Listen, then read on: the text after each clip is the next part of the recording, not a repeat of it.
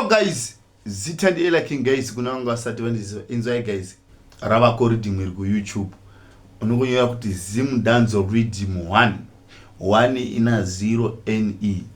Zim Danzo Rhythm 1. Ravapo manya pa YouTube pa channel yakanzi Big Eagle Music. Unotora wana riripo guys. Ravapo rhythm manya munotora mugadzire mangoma yenyu. Vanenge vachida kuya ku studio. Nini relocated kunonzi kuvarambati kana kuti Bella Bella. Munhu uya ku studio, manyai musvike ku studio vanenge vari pedyo.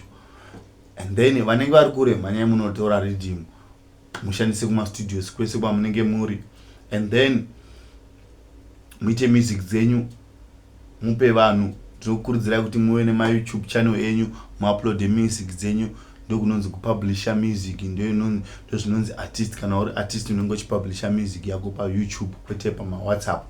WhatsApp ndipekuisa malingi nemasembo nezvimavideo kuti vanhu vadini vakuzive. So guys, mwana wese ngamanye pa YouTube anodownloada rhythm. Ndatira kanzi chi Zim Danzo Rhythm 1.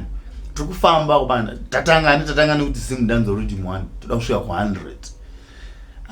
Kusvika ku 100 kana uchipinda marhythm apa kana usina kuputika ka azviko kana usina kuputika tombotoya nombototora tomboenda Cape Town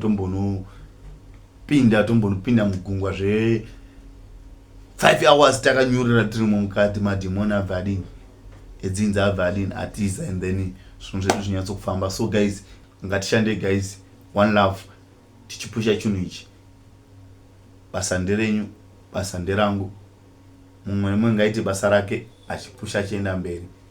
Music basa guys, musafunga kuti music dzinoimbirwa kuti uimbirwa kudiwa nemabhebi kana uri muface kana uri chimoko. Usafunga kuti music inoimbirwa kuti udiwe nemaface kana kuti si music ibasa ndori business. Ngatishande guys, basa redu riende mberi guys. Love you, thank you for love and support guys. Musakangana kundifollowa Facebook, Instagram, TikTok, Zitandi Ella King.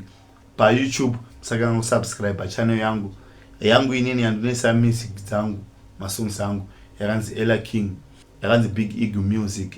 Ndipo vamunowana marhythm ma-instrument awo. So guys, ngoma ndiyo tatotanga, ngatirambe tichipusha chienda mberi guys. Rhythm yendatira vapo, saka wese arida ngamanye. Thank you for love and support guys. Bye.